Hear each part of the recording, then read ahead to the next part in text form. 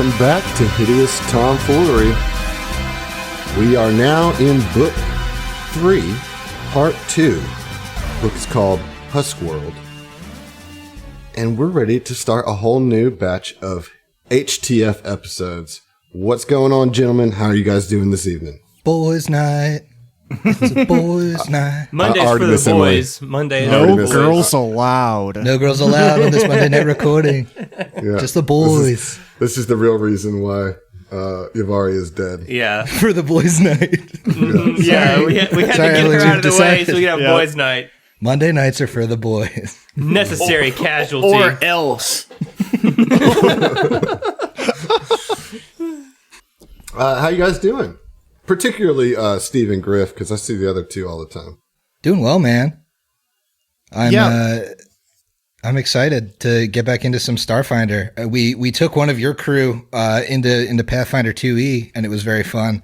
Yeah, that was a fun time. That's a fun little jaunt to watch. Yeah, and I miss playing some Starfinder. I'm ready.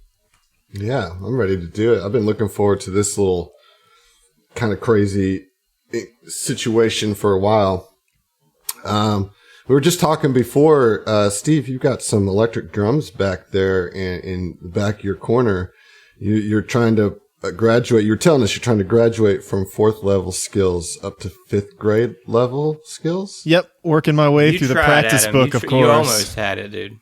I know, I said 4th level. Yeah. I meant 4th grade. Yeah. We are 5th level in this campaign, so I could see how you could be confused by that. Right, sure. But yes, to answer your question, I do have an electric drum kit in my apartment now. It's a lot of fun. You are correct, as I said before off air. I used to be good, and I have regressed to about 4th grade level drumming. So I suck a lot, but it is a lot of fun to get back into it. I can somehow play a little of the catalog of songs that I used to know, which is great. And it'll come back to you. Yeah. It'll come back faster than it did the first time you learned it. I was just going to say, you dished out an awful lot of cash for a Donkey Kong or bongo controller. But, well, what's cool is that you could still play the old Donkey Kong game on it. So, and if I mod it, I could use it to play Dark Souls or something. Yeah, Dark Souls. Dude, can you actually use it for like Rock Band? Donkey Kong or the drum kit? Yeah, the drum kit. I'm sure you can use it for Rock Band. I bet you can map it to Rock Band. Does it have a USB? Oh yeah, for sure. Yeah, I bet you could map it for that. Because people map all sorts of weird shit to Rock Band. I mean, if it would you be can hard, play but Dark Souls with the bongos, like you can find a way. Well, that's with mods. Somebody beat Dark Souls with like bananas. I'm sorry. I want to say it was like fruit of some kind that they like put electrodes in, like, and they touched the banana That's did an input. impressive, but also like that person has way too much time. It's a very on their particular hands. set of skills that person Yeah, has. So, I mean, it's a very weird flex. It's for YouTube views. It's for ad revenue, dude. You know what I'm saying? They didn't do it because they like.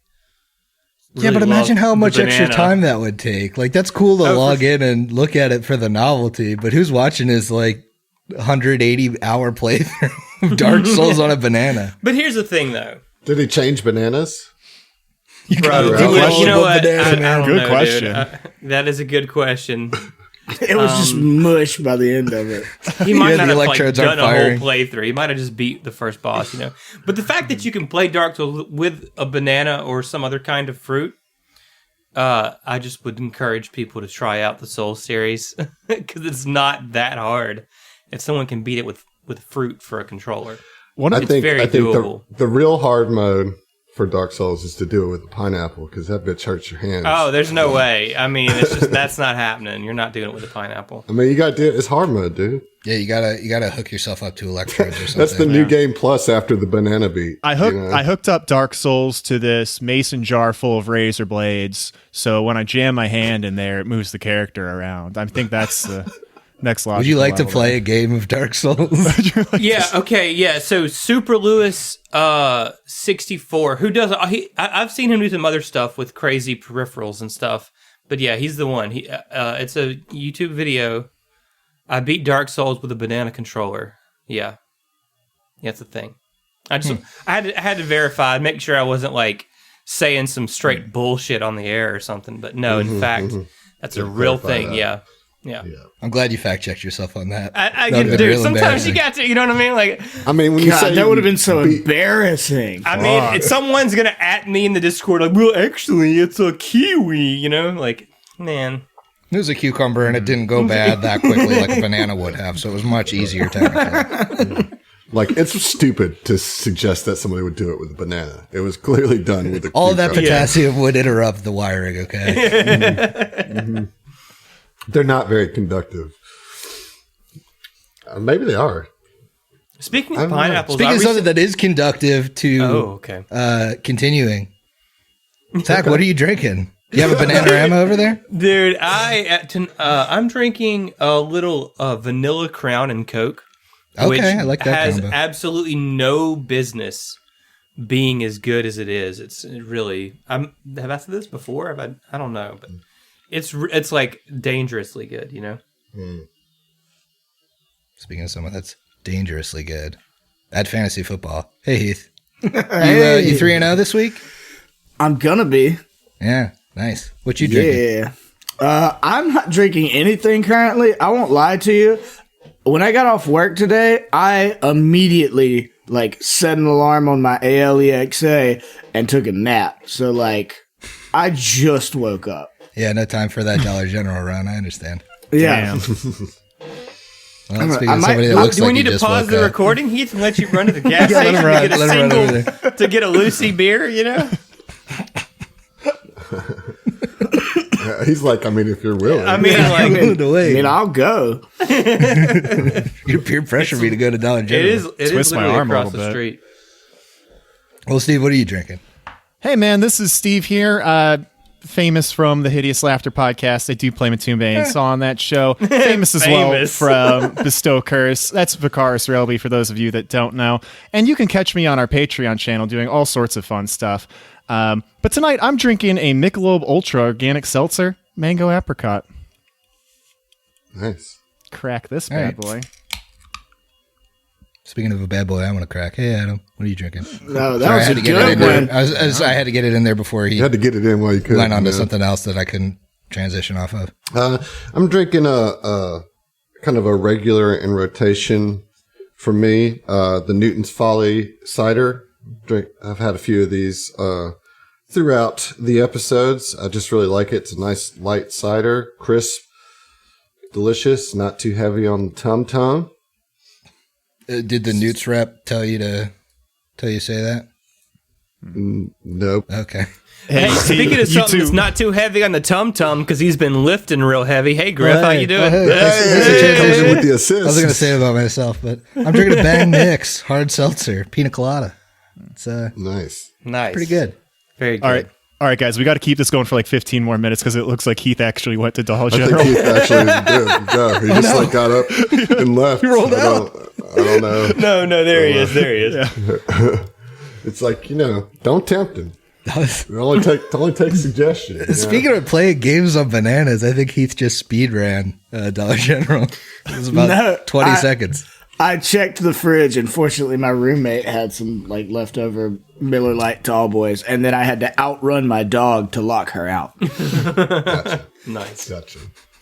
Naturally. Well, y'all, it's time to get back into the Midnight Squad. Is that what y'all are called? Midnight Squad, right? Yeah, Midnight Squadron, a.k.a. gang. 4 lieutenants and a baby. Yeah. We find the baby in book I guess 2. the baby is We're in the book 3. squad. I that we never thought see. Tex was the baby, so it'd be 3 lieutenants. 3 now. lieutenants and a baby. It was 4 lieutenants and a baby. 3 lieutenants and a lieutenant baby. Lieutenant baby. Which is a Finn lot did like Boss catch a baby one time. Yeah, there was a baby involved. There was a at baby. one point. Yeah, I remember a baby distinctly. You gave it to Chad, I think. He didn't know what to do with it. As far as you know, that baby's in my pocket. Hidden press gang you the guys- baby. You guys were last. All right, no, we're going to stop right there. You guys were last in these cave structure beneath the surface of Ilimchuva. If you remember, Ilimchuva is a ravaged planet by the swarm. It's been sucked out dry by these things called Imagos, Extractor Imagos, and they're giant fleas that are on the surface of the planet that suck out all the planet's inner resources.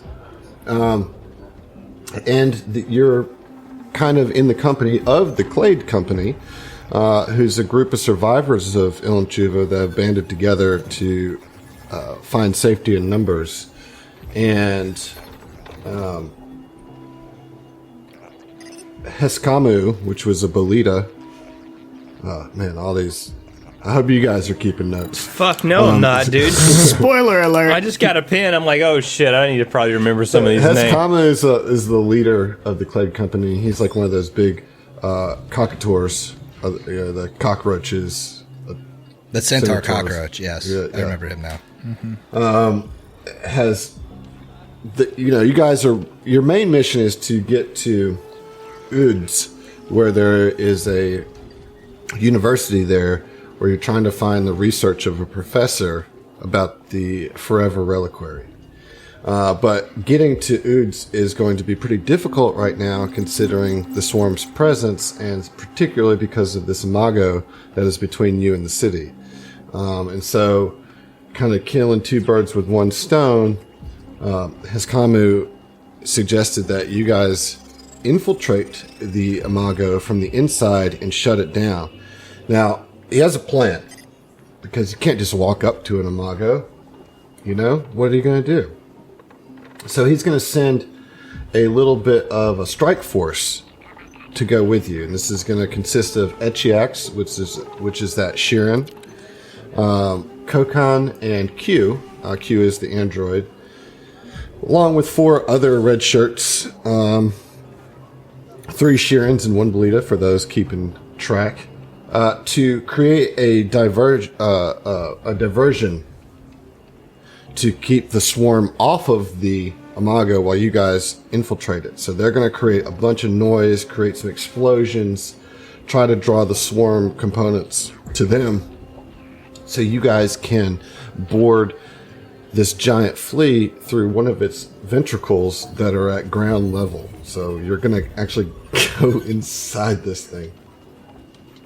They want you to destroy it from the inside, and then once that's done, you and the other freedom fighters will make a hasty retreat back to the tunnels and back to the company base, where you'll regroup for your journey out to the city. It's going to be a 2-day trip through the tunnels underground to get to where the Imago is. So they, ask you to prepare yourselves with the appropriate rations and things that you'll need. And they tell you to make sure that you charge up your environmental protections, because of the outside atmosphere and very likely the inside atmosphere of the flea will be quite toxic. So they allow you to recharge all of your environmental protection charges in your suit, and then they're ready to go when you are. Do you guys have any questions? Did I recap everything? Are we good here? Yes, I do have a question. Mm-hmm. As far as destroying this thing or disabling it, were we provided specifics on a plan for that? Like, are they giving us a bomb or like a biological thing we can let loose in there? Or they just say, get in there, try and figure it out? Pretty much the second. Got it. Thing. Do we know anything about this this component, or is there like a knowledge check we could roll about this component? Yeah, why don't you go ahead and roll a life science? I'm not the best at it. Does anybody? I'm probably decent at life science, actually. I could certainly try and aid you, but I have a plus 11 to life science. I'm rolling. In fact, I already rolled. All right. All right, so you're going to get an auto aid. Okay, so that's 2 aids to the roll then. All right, cool. I got a 19 on the die, so Adam's favorite number. That's the 30-30. Nice. Well, unfortunately, the DC was a 31. All right, so, well, come on. I'm just kidding. DC was 22. And so, that at least about insects in general, that they tend to clench their valves shut in times of distress. So that means that damaging the extractor will likely lock down the entrance valves. However, killing it will then release it and allow egress. So you kind of in the situation, like once you go in, the first time you strike on it, it's you're going to be in for the long haul, right? As far as on Imagos, particularly, they, as I said, they are giant fleas. They have this spine of exhaust vents that runs down their back, and they have this giant proboscis that digs deep, deep down in past the crust and into the natural resources of any planet, and it just sucks it in. What you guys are going to be doing is going in kind of around the neck area, because it drags its neck close to the ground because it's got its proboscis deep in there. So you'll be able to walk to it rather than fly to it. And that the bulk of this thing is where it harvests all the resources. So there's just a small component inside that you'll be able to move around, and you're likely to expect other swarm components operating it from the inside. Naturally. Hey, That's so weird. Yeah, of course, it's got to be as gross as possible. Look, this it's a 2-day trek through the... Mm-hmm. All right, so, like, the last night of that trek before we actually have to... what I'm assuming the next day would be going... what Vin would like to do is cast Life Bubble on everyone. It lasts for 1 day per caster level, and he's 4th level Technomancer, so it'll last for 4 days, and you can do it on one person per level, so there's no reason you can't cast it on everybody, get a night's rest, get a spell slot back, and we still have 3 days of Life Bubble for the whole party. Cool. Yeah. Nice. So we don't have to worry about environmental protections. Yeah, yeah. Life Bubble, it does a lot of good shit. Essentially, tolerable living conditions. You can breathe freely in a variety of atmospheric conditions, including corrosive, thin, thick, and toxic atmosphere. It goes underwater in a vacuum. It also makes targets immune to harmful gases and vapors, including inhaled diseases and poisons, as well as spells with a harmful gaseous effect. Nice. Yeah. That's pretty good. That's pretty good. Yeah. So, for all intents and purposes, unless one of the swarms has Dispel Magic, we will be immune from any kind of toxic gases or vapors of any kind. Okay. All right. So, before we break morning, so to speak, break dawn, is there anything you guys want to say to each other? Or, yeah, that was for you, Steve. Thank that you. Was for you. Thank you. Very begrudgingly, but it was for you. Feed the beast. Is that a Twilight reference? What was that? Yeah, Okay. yeah. Oh, okay. I was Okay. like, what are you talking about? No doubt. I have, it's not talking to the party, I'm talking to you guys. We have a little bit of housekeeping up top to determine who won the last part in the board game. There's only Lay it on us, there's Heath. only 3 episodes, right? So there wasn't a ton of crits. And in fact, Hideous Laughter had none over those 3 episodes. And I don't think we really rolled much the 3rd episode at all. No, that's very true. But in the 2 episodes where crits were rolled, Yavari was still involved, so we'll still be dividing by 3. STF in total had 4 crits, which will be 1.3 repeating. And the Swarm had 1, which will divide by 1 and be 1. Thank God. So STF wins. The Swarm, 1 more crit, and he would have finally won a round.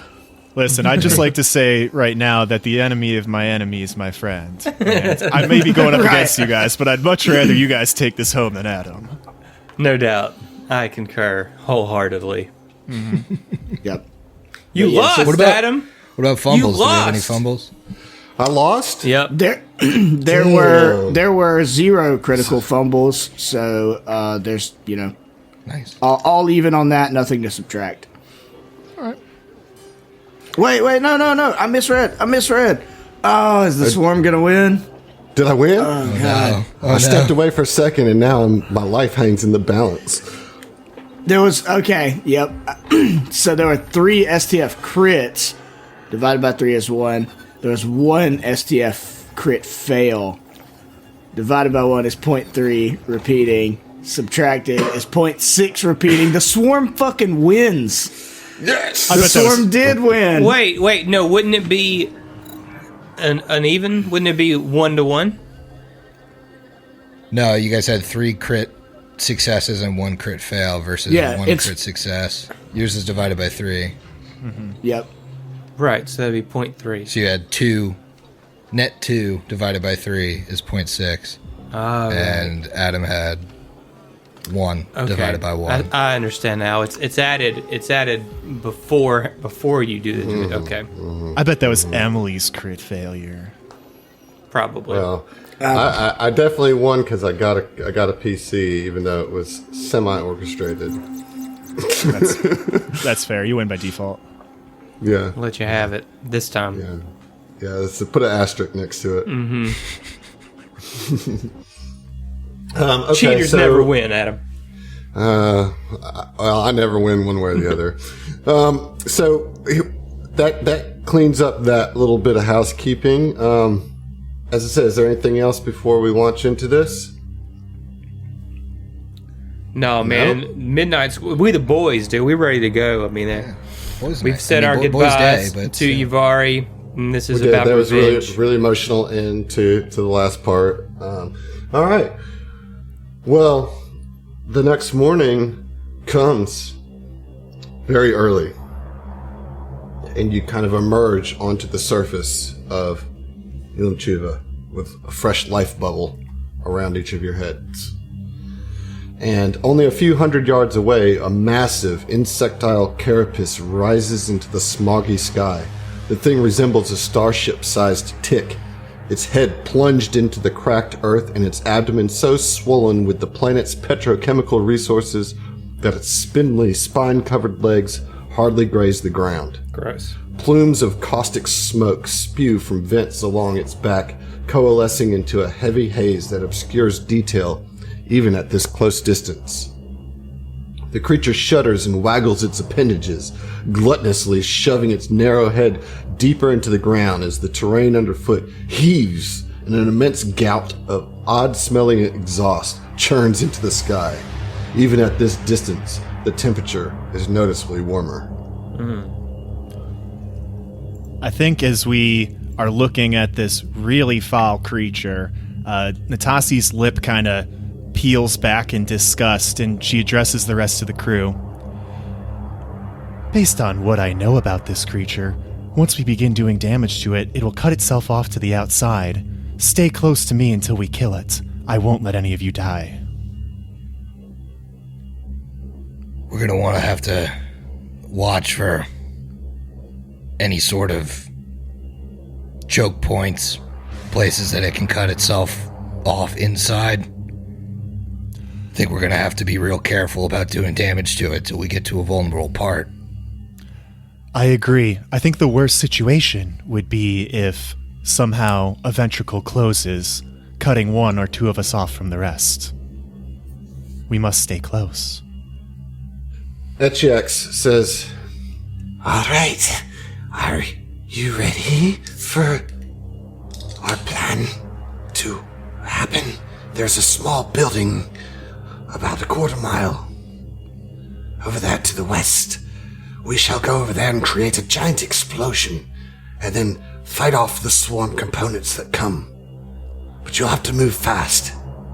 To be clear, they're doing that or we're doing that? they're going to set off the explosion so you guys can go to the extractor. And we wanted to go to the neck.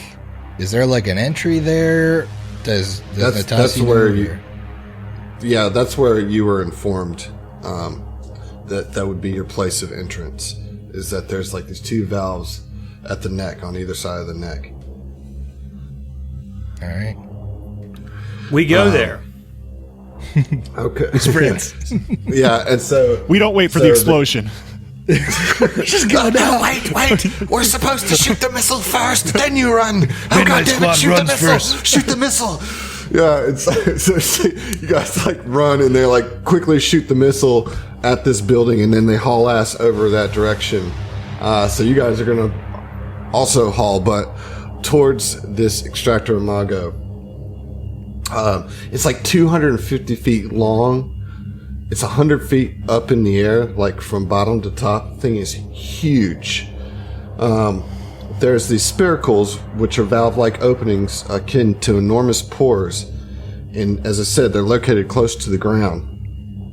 So, as to limit the amount of exhaust that the creature breathes. So they're like the furthest away from their exhaust valves, which makes it easier for all of you to get inside.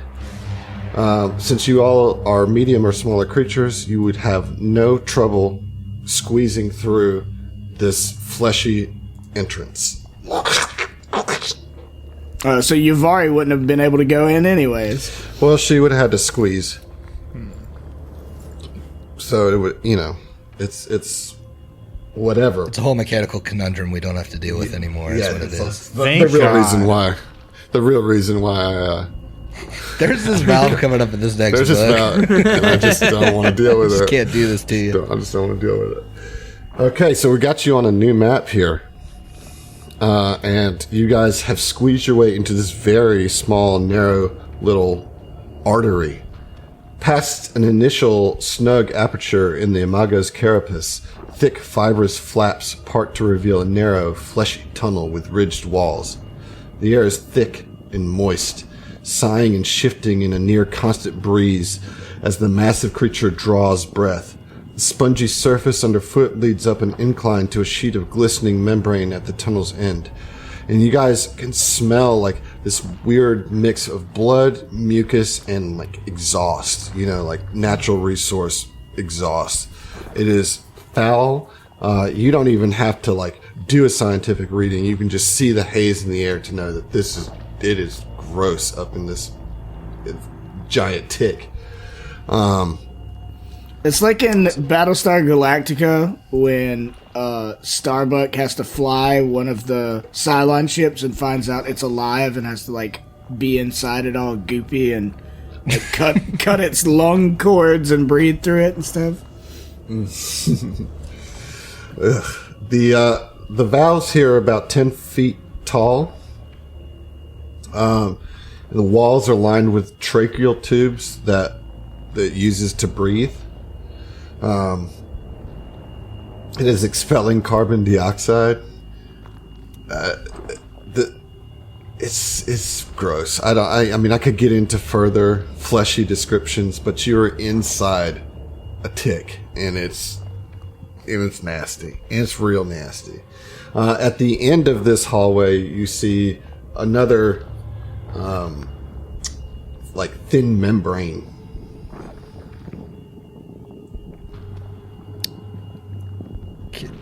Okay, that we need to cut? Yeah, do we need to... Well, you could roll a life science on it if you would like first. Nadasi, we need to know about this membrane up here. Let Also, me take a look. why do you think this tunnel was ribbed? Is there a reason for that? 27 life science. I believe that would be for his pleasure. You certainly got me beat on the life science. With a 24, you can tell that this 27. serves... 27. I'm sorry, 27. This serves as a door of sorts. In that, you figure out the way to open it without having to break it. You tickle it in the right place. It's fucking gross, mate. It's fucking gross. Somebody on the Discord said that this coming up was going to be like the most Yusin Vong thing ever, and they're absolutely correct. So, deep cut Star Wars thing for those of you out there. But it's a very Man, where'd you get all that experience tickling membranes, man? Hey, mate, don't ask, don't tell. You know what I'm saying? Like, it's one of them things we don't talk about. Some things you don't want to know, really. I was a pirate. So yeah, if you want to open the door, you're able with that life science. I will let you guys get in any kind of order that you might want to get in first, but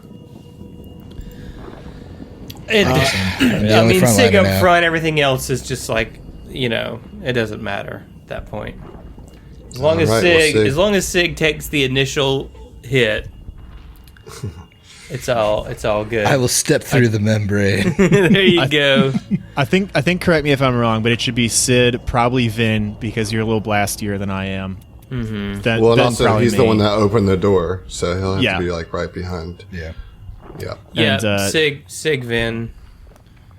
Maybe Tex, then Natasi. I'm fine with that. Or you think that Natasi needs to be third? Nope. She can be behind me. I can be in the back. That's fine. Should I be able to see anything on this map other than just No, it's complete blackness? It's total darkness in here. This is gonna be fucking awful. You know, now that we're walking through it, I kind of appreciate the ribbing. Does anybody have any way to provide light for Tex? Oh, geez, yeah. Do you have token spell, Tex? Or you have a flashlight built into your Right. armor? You want me to put that on? Turn it on. Yeah. All right. If you have What is it? token spell as well, man, you can create light. If you don't, I do. Yeah, Yeah. I mean, I do. Okay. There you go. Is that better? You at least can see a little bit. Yeah. Here, I can give you a little bit of dim light. Man, I cannot believe the inside of this disgusting bug does not have, like, lighting. You know, like... Where's Swarm- the natural that's a photoluminescence? It's a massive oversight on the Swarm's interior decorators part, you know. Well, all the swarm has dark vision, so you know. Well, Do you think you hire somebody to, like, interiorly decorate your insides when you're a creature of this size? Good if question. you, like I said, if you're not, then that's a massive oversight. How are you going to entertain guests? Hey, that's what the ribbing's for. Am I right? Yeah. Yeah. Okay. Well, let's open this door. Now we got our light situation figured out. So you tickle it, rib it, whatever you want to do. No. What sound does it make? Oh, there we go. One step ahead of you. Spoke too soon. As this door opens, you see the entirety of this chamber pulses with a slow, regular rhythm. The source is clearly a massive, throbbing knot of fleshy sacs and tubes protruding from the floor in the center of the room. Pools of thick, oily liquid collect in the southern corners of the area, surging and sloshing in time with the beat. The tubes are protruding from the wall? There's also two creatures in here. You see one swarm component, like, in thought over the flesh mound, and the other one is, like, lifting crates of fleshy matter in it, or is, like, bending down to pick one up when they see you, and we need everybody to roll initiative. Naturally. That's exciting. It's been a while. We're getting right into the combat here. I mean, did you think there was going to be RP in the flea? There's definitely pee in this flea. Oh, dang. My initiative is a lot higher than... Yeah. Don't forget to click your token and all that jazz. Just that. Nice! Nat 20, by the way, to start that off. Does that count Oh, in the that's Nat what's 20 up. rolls? It Is does. initiative rolls? It, 20 rolls, yeah. it does. Well, hey, if that counts, that means my natural one counts as well. Oh, brother. Put it on the board Starting for a massive 4 initiative. God, I rolled like garbage too. Not natural ones, but might as well have been. Pretty terrible. Pretty terrible. All right, I sorted it. I'm just gonna tell you guys what the initiative is, listeners. Just breeze through this. Vin got the top, Sigurd, then Natasi, then Tex, and then the swarm. So you guys got the jump on this. Round one, Vin, what you got? I don't want to mess this up, but Natasi definitely doesn't have a 17. Right, yeah, mine's definitely wrong. Initiative. I tried to correct it earlier, right. and then it didn't. There we go. Got you. I'm sorry. So Natasi did worse than everybody with that natural Including one. the swarm. including the swarm. Then you're up. Right. Was there something that I wasn't allowed to do with my stunt and strike? Was there something that we nerfed it somehow or something? Yeah, the errata nerfed it. You can't do entangled. Oh. Okay. So these are the two swarm components. One of them, this one I just put up, is new. I don't think you guys have seen one of those before. Okay, let's roll life science on it then. All right. To start off with. This one stands on two legs, and it has like some electricity coming out of its claws. It's got like four, I don't know, what do you call those things, coming out of its mouth. And it's got then like a bunch of spikes on its back. Bro, I'm not even kidding. I rolled another. Oh, it's not going to show up. Another nat 20. Another that's STF. Yes, that's the STF on the die. Another nat STF 20. on the die. Very cool, Nice. very cool. So it's a 31 on the life science. All right, and this was on the one that you haven't seen before. Correct, yeah. So this is a swarm effigy, is what it's called. Okay. Let's see. I mean, with 31, I'm just going to tell you what it's got. Let's give it to you. As you are aware, as all swarm have, they have the swarm mind defensive ability, which means as long as they're within range of an ally, they can reroll mind affecting will saves. Mm-hmm. They are immune to acid and fear effects. And this one has a special ability called Invigorate Swarm. As a standard action, an effigy can manipulate the bioelectrical energy of an allied swarm creature within 30 feet to cause unexpected movement. That creature can immediately take a guarded step or move up to its speed. Huh. Well, Vin, I would say, does not like that. So he's going to stunt and strike. All He's right. going to move in just ahead of Sig, clear the path, kind of move to the right up against the... I'm hesitant to say wall because I don't know what the fuck this actually is. It's not. You can say flesh wall. Okay, so he'll put his back towards the wall and stunt and strike on that one. On that. All right, let's get the trick. Okay. And I roll computers. It's been a hot minute since I've played an operative. So roll the computers for that. And that is going to be a 25 on the And this is against which one? I'm sorry. the effigy. The effigy. All right, so 25 is going to be a successful trick. Very cool. Very cool. All right, so the attack roll then. Probably not gonna get it. Yeah, a 15 against 15 is CAC. not gonna, Yeah. Well, because it is flat-footed to you, because you successfully do you still get the flat-footed condition with your trick?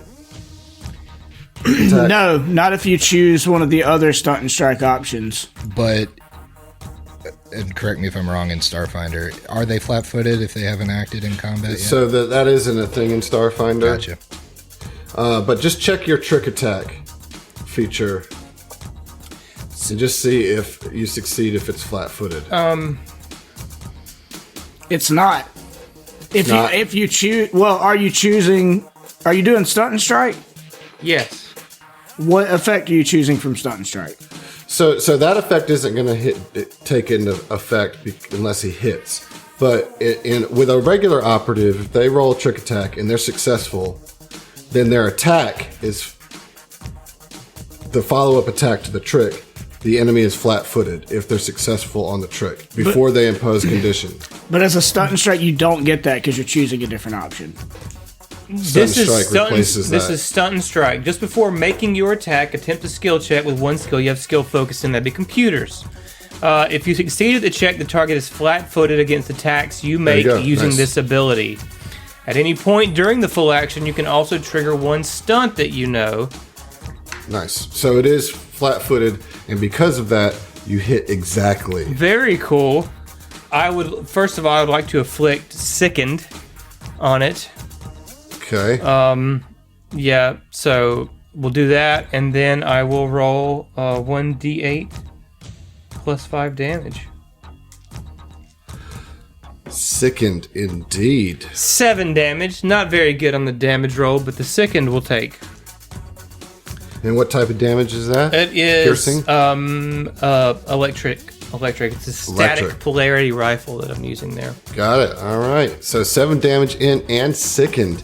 So somehow you are able to, we'll say the electricity just counteracts with its own bioelectricity and kind of throws off some of its wavelengths, making it a little out of Let's sorts. go with that. That sounds good. Great first turn there. Sigurd, you are up. All right, Sig's going to move straight up to the spikier looking swarm component. Mm-hmm. And he's going to go ahead and entropic strike him. All right. All right, we're looking at a dirty 20 against EAC. So against this one that you closed, this is the opposite one that Vin attacked. That is going to hit. You recognize this as a Korvox, which, if you remember, was the swarm component at the end of the first book that broke through the wall and had the acid cannon for an arm. Don't like those acid cannons. Yeah, but you guys are much stronger now than you were then. Well, yeah, definitely, because that is 14 points of force damage. Wow, that is a nice, solid, chunky hit. It all goes through. And they both just kind of look stunned. They were not expecting visitors, much like you thought, Zach. They didn't even have the lights on. So Tex, you're up. The lights were on for our non-dark vision guests. We didn't know we were getting an OSHA inspection today. Shit. Well, I guess Tex will move through and then kind of move. Oh, shit. To the other side of Vinny so that he can take a shot with his pistol. Okay. Okay. That'll be a 22 to hit. That is going to hit. Okay. So everybody just stepping in, putting out their best foot or lasers forward. So that'll be 6 cold and piercing damage. Okay, very good. You've definitely making mincemeat of this little thing right as you walk in. Is now their turns. They're going to try to do something here. Try to respond. The Ephigene is, while sickened, is going to use...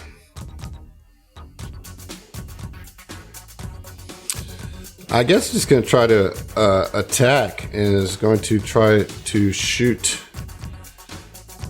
Well, we'll take a guarded step back here, 5-foot step back, and shoot at Ben. Adam, can you clarify for me? Is this not of flesh and stuff? Is that providing cover at all, or is it like no? It's not high enough to provide it. Yeah, so no cover with that. However, we're going to shoot. You see this electricity kind of build up in his claw and shoot. Come on, let's get a hit. Let's get a hit. It's not going to hit with a 16. Not going to do it, no. Not going to even come close. It was close. All right, let's see it. Let's see if the Korvox can do anything on Sigurd. We're going to do a full attack with some claws. Here we go. Oh, we got a 20 on the first one. Nat 20? No. Oh, then no. But I did get a nat 20 on the second. Okay, there you go.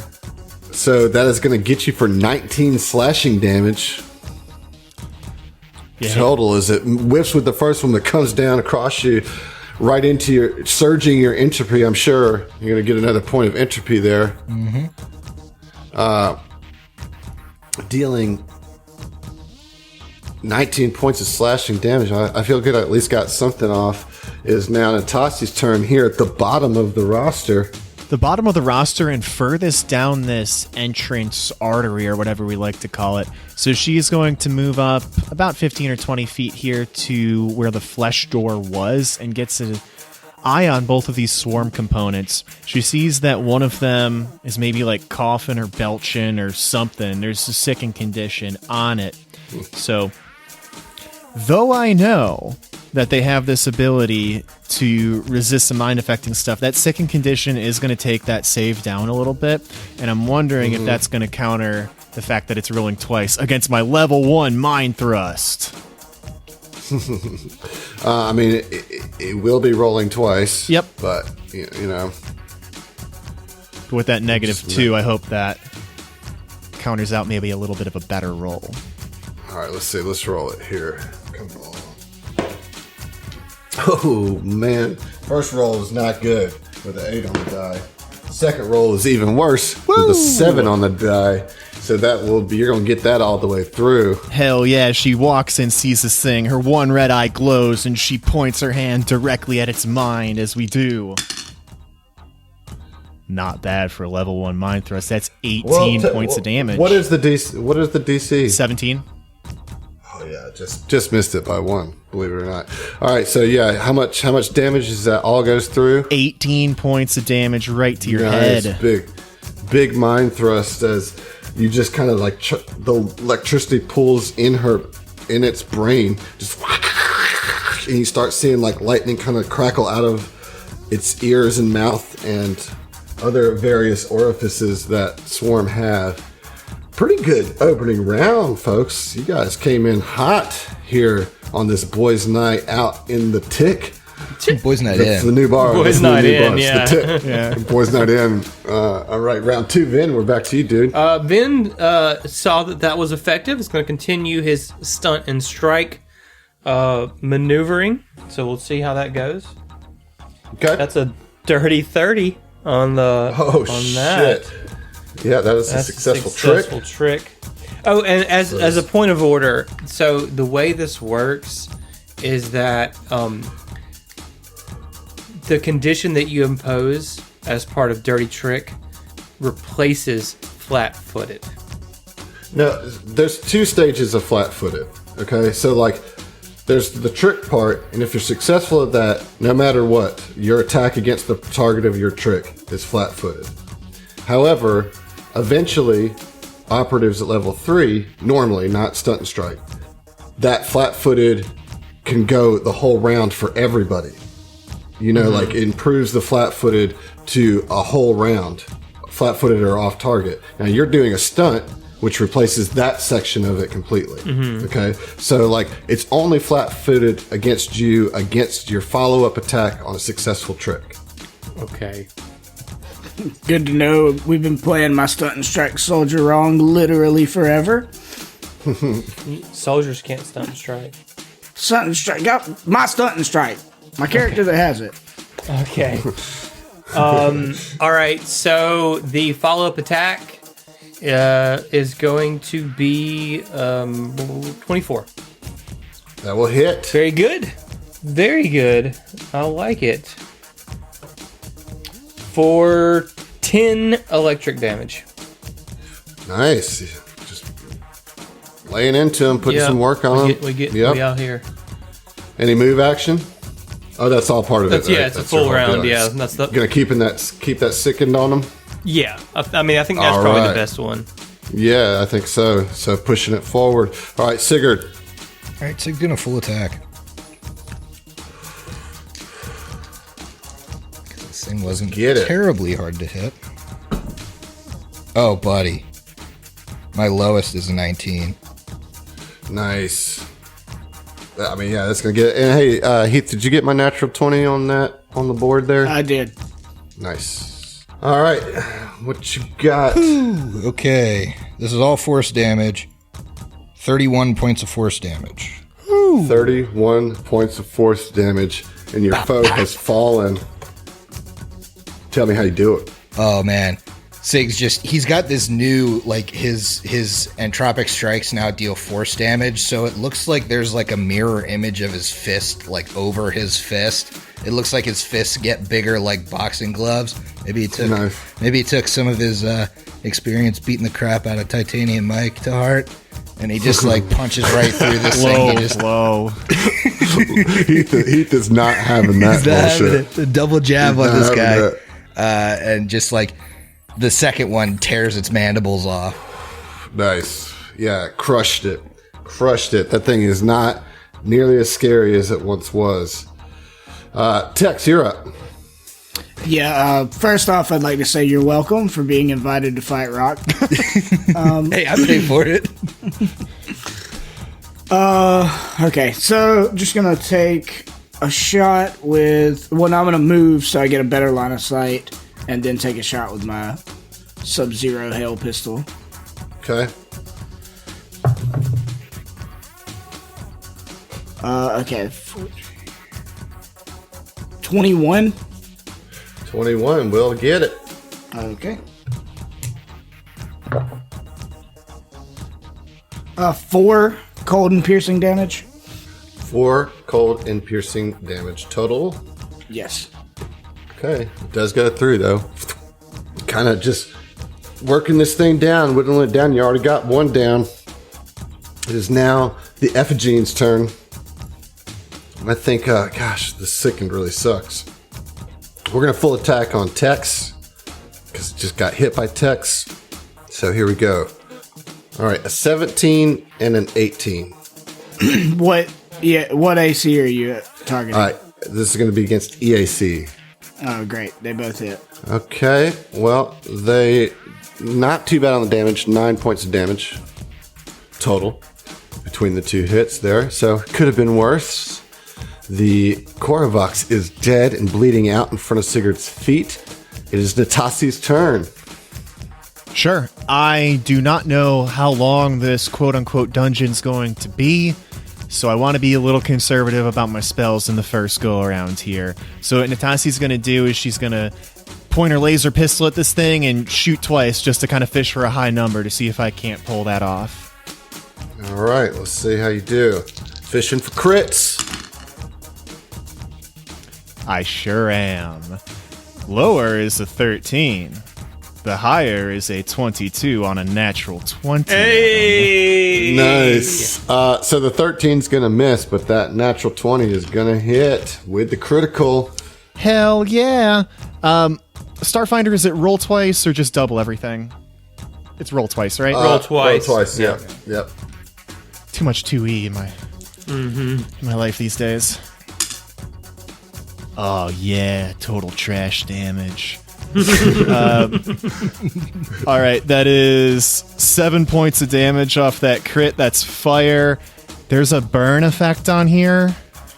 Oh, nice. Yeah. So that'll happen on its turn, but it is on fire. And sickened. This is just all kinds of messed up. That bug is on fire. Truly. All right, round 3. Vin, you're up. Vin is gonna. Things looking pretty bad. Vin, shoot or shoot, baby. You know what I'm saying? Shoot or shoot. Another dirty. That's another 15 on the die, man. It's a dirty 30 on that. On that stunt. Dude. And for the attack roll, we are looking at maybe a 19. 19 will hit. Very cool. Vin's just gonna keep on working it. 7 damage. Sucks on the roll, man. The damage roll. 7 damage on 7 the roll. electric damage. Okay, well, it does go through. Okay. All right. Sigurd, you're up. So he's gonna move up to it and punch. Move and punch. The old move and punch. The old move action, standard action. The classic combo. Oh, 19 on the die. Yeah, that'll hit. Nice, that'll hit, yeah. 12 points of damage. Force damage. All right. This thing's looking pretty bad. Pretty bad, Tex. Can you clean it up?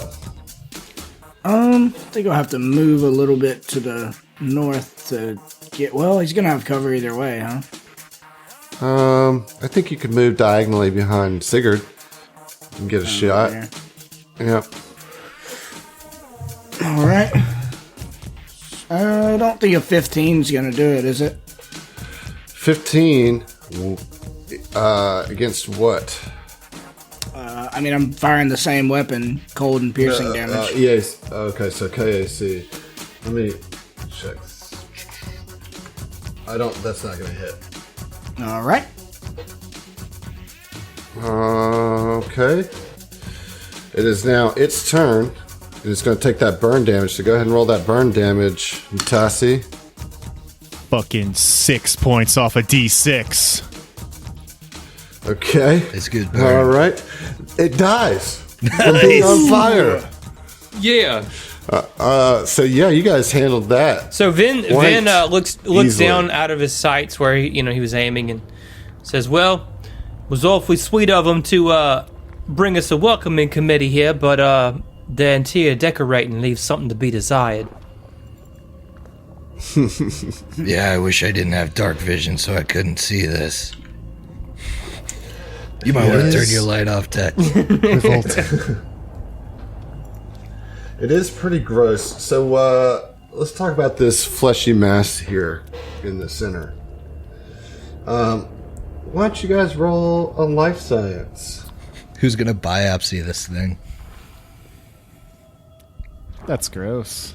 I will aid Natasi. Yeah. Hold on for a second, guys. You guys have been assuming that I'm good at this. I only have a +7. It's not a wisdom skill; it's intelligence. Oh, okay. Then we should definitely be. Well, you can aid me. Vin. Yeah, I'd rather do that. I do rolled not really aid, well last unfortunately. time, but I did with the 16 on the die. So Okay, so it's 1 aid. Aid. yeah, Anybody else? I didn't aid. Okay. I rolled low. So with the aids, that's a 27. 27. Okay, you can assess that this is a portion of the heart of this thing. Probably just the top of it. You can see that it kind of extends further down into the flesh, but that the top part of this heart is exposed so as that this effigy can work on it. That's, you can kind of assess what was happening here. Okay. That, like, the effigy performs maintenance on the heart itself, and that if this portion of the heart is severely damaged, the Imago won't instantly be killed, though it will slow down the creature's extractions, thus reducing the tremors not only in here but in the surrounding area. Might make things easier for your folks on the outside. But you also do know that doing that likely seals you inside here. Yeah. Until you kill it. So Vin says, "Look, mates, I don't pretend to be a swarm biologist or anything, but this seems like a heart. We could probably fuck it up if we fuck this fleshy mass up, but we're gonna get locked in if we do." Well, I mean, we're gonna get locked in here at some point anyways. Right then, let's fucking kill it. And Vin just starts shooting at it. Wait a minute. You said these components were working on it or something, right? You'd think if they can work on it, maybe they can mess with it in a way that doesn't deal the whole thing pain. Maybe we could take a look on them, see if they have like a numbing agent or something on them. You would know with that life science also that it's the idea of any of you interfacing with the heart is nigh impossible because it's done through swarm evolution. Like they're hive mind, and like you have to be of the swarm to even engage it. I like the idea, Griff, but like that, knowing that much about it would know that there's not really a way that you can interface with it in any kind of like functional way. So Vin says, "No, man, I don't think so. No." All right, then let's get these bodies and pile them up near the nearest ventricle opening so that it can't close all the way. I like that idea. Yeah, jam them in the old meniscus there. Yeah. Can we do that? Can we like shove the two swarm components kind of in the membrane's way and then tickle it and then set them down when the membrane like retracts? Yeah, I like it. Let's see how that. Let's do it. I don't see why you couldn't do that. Okay. All right. So shove them in the membranes and start fucking with the heart, I guess. yeah. Okay. So we'll slide one of these bad boys in there. You tickle it. It opens, and maybe you just tickle it to see if it would close on it before you even mess with the heart. And you do, and it kind of just like molds around it, but it doesn't have enough mass to like fully seal. Like it's like it tries to get there, but because of the amount of mass that it has to move, it can't quite seal. So you could it's at least like open to where you could pry it open. Okay. Nice. That was good thinking. Right then, now do we get to do the shooting? Yeah, go ahead. Cool. I mean, Doc, you're the surgeon. What's the best way to kill a heart? I couldn't count the ways. I would suggest poison, but I don't think anything that I have on me would do damage to a creature this large. I think maybe You telling me it's not effective to shoot hearts to kill them? Oh no, that's exactly where I'm going, Mr. Okay, Arcana. sounds good then. And then Vin's gonna shoot the heart. All right. So, What in my medical opinion? I will say this just to get a sense of how long it takes you to do it. Obviously, you can roll damage enough times till you do it and get it destroyed. But it has a hardness of 8. Does do my fists doing force damage bypass the hardness? No, but Isn't that how force damage works? I don't think on hardness. I think it bypasses. I'm not sure. To Google we go, boys. Yeah. No, it does not Wait, no, that's energy damage. This has nothing to do. This is Pathfinder shit too. It doesn't bypass hardness in Pathfinder. Yeah, I don't think force damage does that. It just says each time an object is damaged, its hardness is subtracted from the damage. As I said, I think Vin's the only one who can regularly do over 8 points of damage. My attacks do a d6 plus 10. Yeah. Okay. So yeah, all of my attacks would bypass. Yeah, so you guys basically just, we'll say as a group, just open fire on it, and Vin gets in there and just smashes it to a pulp, and you hear it just groan, just echo through the thing,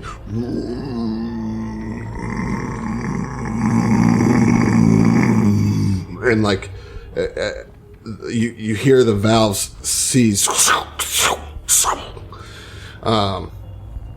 and everything after that groan, it kind of gets almost eerily quiet. Well, right then, I think it worked.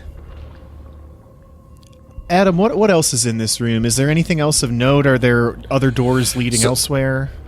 So there are 2 doors. There is one to the north here, and there's one to the east, kind of in the back end. And this back end kind of slopes down a little bit towards that door. Mm-hmm. And then you see 2 pools of hemolymph, like kind of coagulated blood almost. And you see kind of like some gurgles coming from it, like... so suggestive that there might be like a drain of some sort. And as you're looking at it, all of a sudden it goes, and it like flushes for a second. A valve opens, and all that stuff gets sucked out, and then it refills with like flesh or fresh blood. And so this looks like some sort of valve that goes down, some plumbing, if you will, connected, because this is the main heart chamber, your circulatory center, and so it's just pumping blood out through to the rest of the creature. Gross. You don't want to end your turn in those. I'll tell you that. So, yeah. Now what? Let's jump down the little airplane toilet. So, it's like Mario. It'll take us to a secret zone. We'll get some coins. We're headed to the underwater level. Oh, no. That This would group be is low on uniquely bad coins. here. We are low on coins. Mates, I don't really want to be in here any longer than we have to be, so I don't know if anyone noticed. This is fucking gross. Let's keep it pushing. It is revolting. Let's continue. Is there another, meniscus doorway? Yeah, there's two. There's one right in front of you, and there's one to the west over here. Oh, okay. I just pick one. Yep. North. North it is. We're right here. Yeah, you open it, and it looks like just another hallway out to another neck entrance. Oh, okay. The other side of the- So it's not the right way to go then. Okay, so east it is. Smell fresh air from this direction. Fresh is being nice, I guess comparatively. So yeah, Well, so you inside your life bubble, it probably is fresh. yeah, it's fresh everywhere. Oh yeah, That's- what scent did you put in our life bubbles? Personalized to you, Griff. What That's would you what. like? Oh, I get to pick. You knew. Vin knew. It's magic, man. Yeah, it's It magic. knows what It you smells want. like the inside of the holodeck from the gangster ship. Ugh. That's the worst answer. Just like it. Sandalwood and saddle leather. Antiseptic. Antiseptic. Gross. Wow. What does yours smell like, Vin? Lilac. Vin ain't Lilac. fucking around with y'all crazy people. It smells like detergent. My shit's gonna smell good. I don't know what the fuck y'all are doing. Yeah. You could have had it smell like anything. You guys got it smelling like antiseptic leather and cum. Gross. I said sandalwood and leather. So there's sandalwood candles at the dollar store. Yeah, no, you're right. That's a nice smell. I'm with that. Do you know that All right, because they're next to the booze at Dollar General? They're not next to it, but they're in the same store. I the have way. seen them. They're in the cooler. It's like, I don't know why we place these here. Candles and cans. Every time I go, I just grab some beer and a sandalwood candle out of the cooler. Scented candle. Seems inefficient to keep those cold, but okay. They just hit different, Yeah. Freshly chilled candle. I should try that. We're just gonna pivot to candle talk. It's a candle. It's gotta be better. It's gotta be better than the insides of this tick. Almost anything would be. Right. Well, let's proceed anyway, shall we? So you open this other membrane, and it opens out into an area that branches off into several cavernous tunnels. The wall and ceiling are lined with countless pulpy nubs. Isn't that something? A foul liquid trickles along these protrusions, collecting in a channel at the center of each tunnel's floor. There, directly in front of you, you can see one of those ramming swarms. So we're gonna have to go ahead and roll initiative right away. Oh boy. Right back at it, folks. Right back at it. Very good. Feast and famine over here. I rolled really poorly last time, and I rolled really well this time. 19 on the die, that's a 22. I also got a 19 on the die for a Nice. 25. Nice. Exact middle of the road, but it doesn't feel like it's going to be middle of the road for this party. With the 10 on the die for 14. Oh man, yeah. What about Tex? 12. Okay, so Tex is not so hot on this one this time around.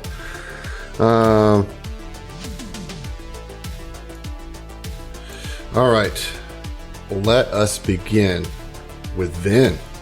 Okay, so Vin will. Ugh.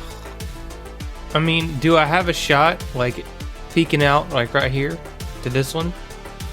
Yeah, I'll give a little +2 cover to it, just because you're gonna kind of have to shoot through the frame there, but I'm not gonna give it full cover. Okay. Stunt and strike then. That's a no. It's not gonna get it. It's a 19. And you need a 20, so minimum of 20. So that's not gonna get it. You're right. You're correct. Yeah. But you still can attack. You can? Your I attack. thought if you Yep. missed the stunt. Oh, okay. No. But it's now not flat-footed to you. No, bro. A 16 against EAC. No, especially with that cover. Yeah, I think so. Not so good this time around. Natasi, you're up. This thing is by itself, so I've got a pretty good chance of getting a mind thrust off, although I do kind of want to wait to see if it can get sickened to take down that save before I do that. So I think just for an opening volley, this is going to be a little anticlimactic here, but Natasi is going to take a step over, so she's behind Sigurd and Tex, so she can actually get a good line of sight on this creature and just pop off one shot at it with the pistol. All right, it's going to definitely get some cover there. Yeah, that's fine. That makes sense. I don't think I'm going to do it. That's going to come out to an 18, especially if it has cover. Yeah, with the cover is no good. Okay, well, you guys are not rolling as good as you were in the last combat. Let's see how I do.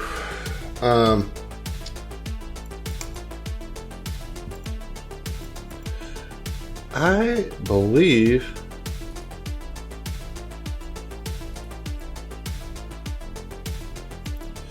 he's gonna actually just step back. He's gonna take a movement, step back, and then ready in action. Sigurd, you're up. All right.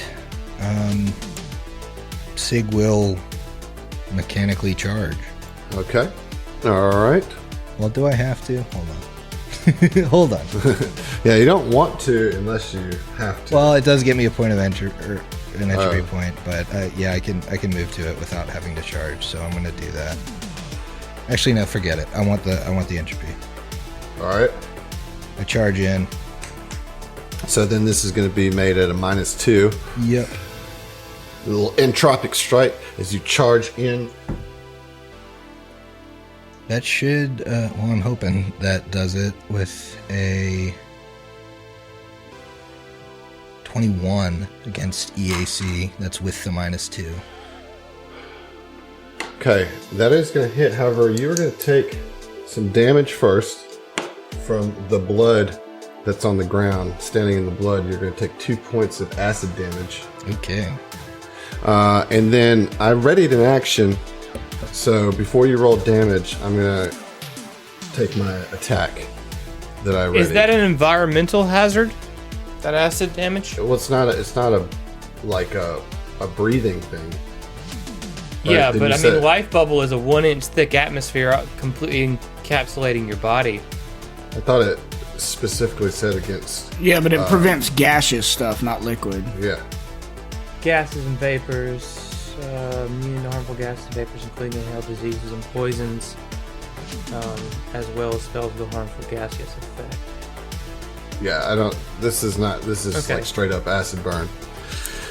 So you do take that 6 points of damage, and then I'm going to roll my readied action. I thought you said it was 2. 6?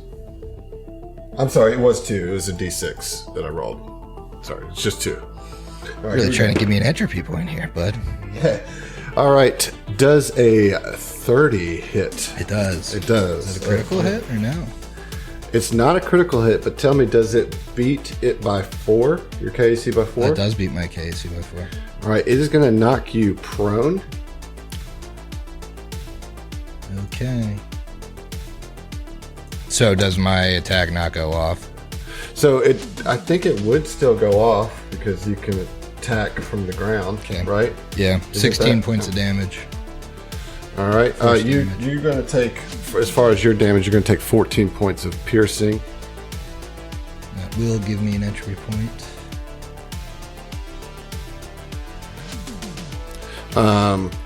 When exactly does the attack go off? Like, is he prone then attack? Because that means Yes. he's taking a penalty to hit.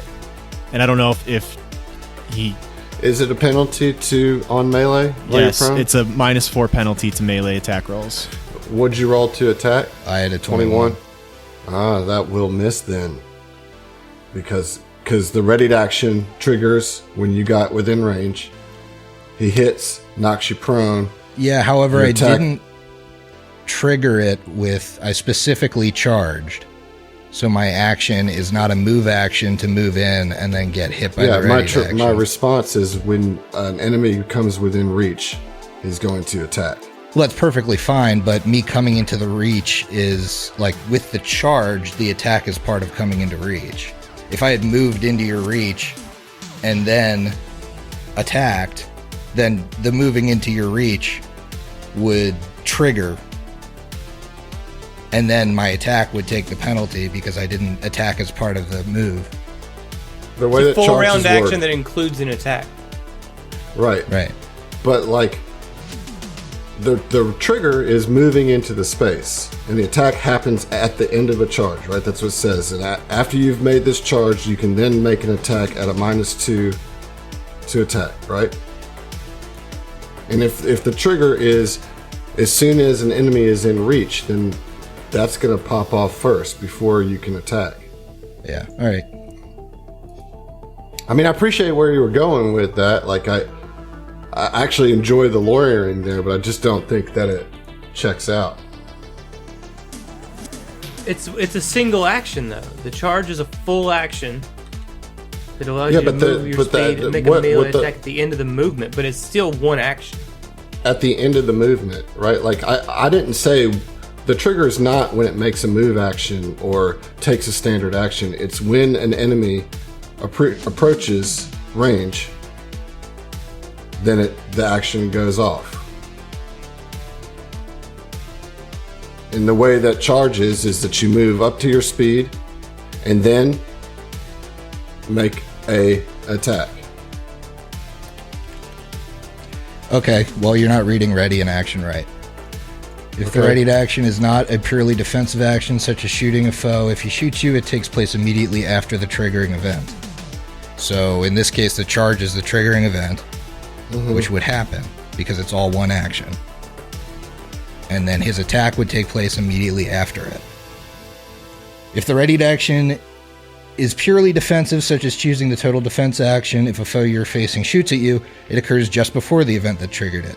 If the ready to action is not a purely defensive action, such as shooting a foe, if he shoots you, it takes place immediately after the triggering event. Okay, I guess I'm still hung up on the event. You know, does it have to be quantified in action economy? You know, like... I mean, I would argue that that's the benefit of using a charge, because I used a charge when I was fully in my movement to do so. You know what I mean? I could have just moved up and attacked. Yeah, well, you did the charge because you wanted the entropy point. Right, but there's an adjacent benefit to a charge. Right, right. Yeah, that's not specific to that class. Oh yeah, of course. All right, man. I don't want to get too hung up on it. You made a good enough argument for it, I suppose. I don't think that it's right, but we're gonna do it anyway. So you get your attack off, and it does 14 points of damage. Was that right? 16 points of damage. It also changes your initiative count to the current initiative. Right. For the so it's remainder going of to change combat. it. Yeah. It will change it. Well, it's the same spot, Yeah. really. But yeah, it would change it. All right, Tex, you're up. Okay. That was a good charge. I mean, you know, I appreciate the tactics of it, you know. Yeah. So here's what's interesting. I'm sorry to interrupt more, but I think this is relevant.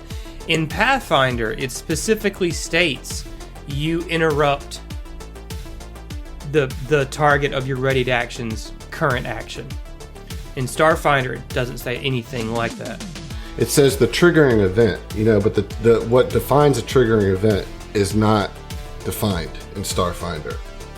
You know, like when a certain trigger occurs, right? Like it doesn't quantify that trigger in any way. It just says when a trigger happens. And if my trigger was as soon as something gets within striking distance, I'm going to make an attack.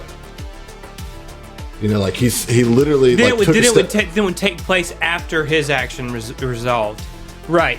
Yeah, because it occurs if it's the readied action is not a purely defensive action, such as shooting at a foe if he shoots at you. So we can pretty much say you're shooting at a foe, as he's shooting at you, essentially. Right? Yeah, it takes place because the attack after is the part triggering of event. The fact that a charge is a single action is what I'm arguing here. Right, Like, the charge exactly. is not, that's- it's not split into a movement and an attack. It is a full round action. It is a thing. Yeah. All right. Cool. Good. We're with it. We got it sorted. Text. The Premier Rules Podcast. You have to come find us on Hideous Tomfoolery where we really dig into the rules. We just argue about it. Tex I think people sees. do say that they like that this is like feels more realistic. So, I'm gonna leave all this in. So this is the real shit, folks. Here it is. Yeah. Fucking, you wanted it raw, you got a ribbed entranceway of rules, baby. All right, I'm sorry, Heath. We've been trying to do. You're fine. I'm Texas Tim I'm for a enjoying while. it. Steve, you're a blessing. Love you too. As in, bless your heart. Didn't say that. Tex was standing behind Sigurd when he did his charge. So he can see through the meniscus doorway, and it's like turns to Vin and Natasha. He's like, "All right, let's follow our boy in there so he don't get took down by some swarm boogans." Escuchides are what these are called. They swarm boogans. Swarm boogans. So he moves in through the meniscus doorway and then takes a 5-foot move to the south to make a little bit of room for his allies. And I want to use Puncture Veil. Okay. So Puncture Veil is going to be... I'm not using the full action version. So it's 1d4 piercing damage and bleeding 1 for 3 rounds. Okay. All right, and that just happens. That just right? happens. So that'll be 2 damage and bleeding 1 for 3 rounds. Okay. Just getting that bleed on there, I get it. Yep. It's just like ticking damage, All right, very good. Round 2. Vin, back to you, bud.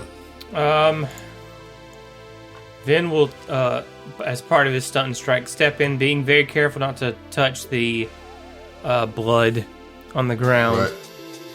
and will. Vin will check his periphery and notice that there is another swarm component to the northwest. Indeed, there is. And he's like, "Oh shit!" And he'll turn and target him for the stunt and strike, or it rather for the stunt and strike. All right. 23. 23 will hit. Well, that's the Oh, no. Okay. That is not a successful right. No, not a trick. And that 15, I don't think it's gonna hit either. 15 total? Yeah. EAC. Yeah. No. Okay. No. All right, But you well- at least spotted him. Yep. You spotted him. Natasha, you're up. Okay. Natasha is also going to move through the door. It looks like if she moves in, she could share Vinian's square for just a moment at 20 feet and then move south another 10 to get into the room, but not be standing in a pool of blood and acidic viscera. Yeah. You're right. You're right. Again, it's at this point that I do not see a sickened opponent. And now I know there's 2, so they're going to get that fucking mind-protecting bullshit. So for now, she is going to take another regular pistol shot against the one that's facing off with Sigurd. Okay. I think you got a clean enough shot there. Hell yeah, so do I. I don't think it matters. That's a 16 total. No, Whoa, wait, sir. sorry. That's a 13. Much Even worse. more. No, sir. All right, we're back to the Swarm Eschidide's turn. We'll start with the one that's on Sigurd, and he's going to take that 1 point of bleed damage. Sigurd, you're on the ground, right? Yeah. So that's going to give me a +4 to these attacks. We're going to just full attack on you as it just like takes its big horn that's on the top of its head and just starts to try to gore you with it. Full attack, here we go. Okay, critical hit on the first one. And then a 21, well, it'll be 25 against prone. Both of those hit? Yep, I use reaction to mitigate, so I mitigate the damage of the crit. How much? 5 damage negated. Actually, so I use it twice because I have reactive, so I can do a reaction twice. You've used both your entropy points. I have 3 right now, so I will use 2 of my 3. How do you have 3? I charged, and then I got hit for more than my level. You start in damage. with 1. Yeah. Then you start. All right, cool. With 1. Yep. All right. So the total damage was 38 points of piercing damage. You'll be able to negate that by 10 with your reactive trait there. And because that beats your KAC by 4 or more, it's also going to push you back 5 feet. Oh, great. Makes it a lot easier to get up. Well, getting up doesn't provoke, for what it's worth. Fucking Starfinder. And now it's the other one's turn. He's going to move in and attack Vinny. Let's see what a roll of actual dice. A little Norse Foundry die for this one. Come on. Let me get a crit on you too, man. I wish you wouldn't. All right, I didn't get a crit, but a 29 is going to get you. That is, yeah. Does that beat your KAC by 4? Yeah. All right, it's going to push you 5 feet back, and you're going to take 16 points of piercing damage, and then you're going to take on that acid damage 3 points of acid damage. Okay. All right, that's not cool. Big turn for the swarm there. Big turn for the swarm. Got some damage off Sigurd. You're still in the acid. Take you another 6 points of damage here. 5 points of acid damage. Okay. I'm gonna get up and move right here. All right. Gets up out of the acid blood. Moves forward. That's going to be your whole turn. Yep. Okay, Tex, you're up. Okay. Tex, standing behind Vin, turns to him and says, "Hey, let me see your gun," and puts a hand on his gun to supercharge his weapon. Sweet. Nice. Yeah, it's Thanks, mate. the attack deals 46 additional damage if the weapon is a single target attack, or 2d6 if it attacks all creatures in an area. So I think you'd be 46 single target damage, right? Yeah. Yeah. Okay. Nice. And I'm gonna stay where I'm at. All right. Okay. I'm sorry. Damage was to where? I'm supercharging Vin's weapon. Oh, you're supercharging the which will weapon, deal right, an okay. additional 46 I'm with damage you. next I turn. gotcha. All right, my bad. All right, round 3. Vin, you got a supercharged weapon. What you gonna do? To deal with the acid, if I'm in my turn in it, take damage or what? All right. Well then, Vin. So will, 5 points. 5 yeah, points. Vin will stunt and strike. It's not if you end your turn. It's just every round that you're in it. You know. So there's the first round that you stepped into it, and then on your turn. At the start of your turn. So it triggers on enemies' turns as well. It's when you first go into it, and then on your turn, every other time. Okay, so I get double dipped on it, just for starting my turn in it. Yes. So how much damage do I take? 5. All right, Vin has 7 stamina, but Vin's gonna stun strike, move out of that shit obviously in the process, and will attempt to attack the swarm component that we've been working on thus far with a stunt and strike. All right. I think I got you on this one, man. That's a 28. Zach, I'm sorry. Take that 5 back. Okay. I was thinking about, because Griff got in it on his turn. That's why he took it. When he took it, it was on his turn. You were not on your turn when you got hit by it. So you only took the first, Okay. Well, Vin, for whatever it's worth, moves out of it as part of his stunt and strike, moves to the north a little bit. He's between the 2 swarm components, is going to stunt and strike. My stunt is 28. That'll do it. Okay. That's a successful trick or stunt. All right, and then he's gonna steady his rifle as it's just shaking, overcharged with energy, and will attempt to shoot at the easternmost. We need a big hit right here. Dude, you're telling me, bro. Stunting is a habit. I think we got it, dude, with a 24 to hit EAC. 24 is gonna get it. Very cool. Extra 46. Very cool. Very That's cool. gonna be juicy. This is be juicy. Yeah, all right, let me nice roll. big hit. So this weapon just unleashes its payload. Ooh, that's pretty good damage. Okay. 18,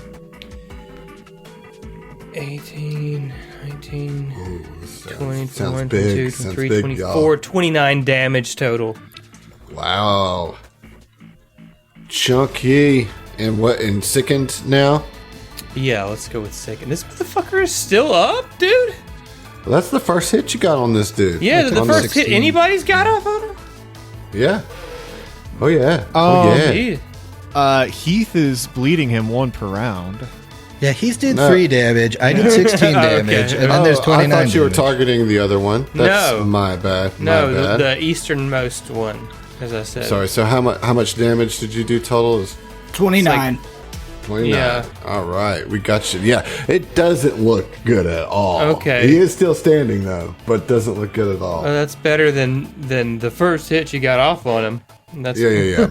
I'll take that. All right, Adam yeah, just and took and my he's charge sickened. thing off on the back end.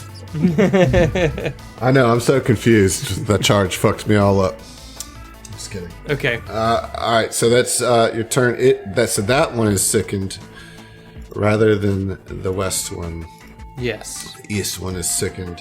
Natasi, you are up. All right, how bad does my friend Sigurd look? You've taken a couple hits here. He's into his health. Significantly He's at so? 33 health. I mean, I'm 8 points into my health. Okay.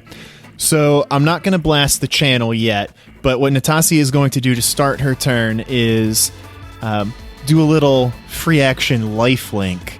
So some of the wounds on your body start closing up and they start opening on Natasi's body. You're going to take 5 points of healing. I'm going to take 5 points of damage straight to my hit points. Okay. Interesting. That's a free action. Hell yeah, man. Dude, I've been doing this all campaign. Where you been? I mean, I know. It's It is very cool. yeah. It does gel really well with this build, but Right. for reasons that we're not going to see this turn, I'm just going to see if I can't erase this this sickened one off the board as she targets its mind to try and blast it with a mind thrust, level 1. So this will be I can't believe that's a free action. That's just crazy. It is, man. Well, technically, Oh, it's man. not improving the party's health at all.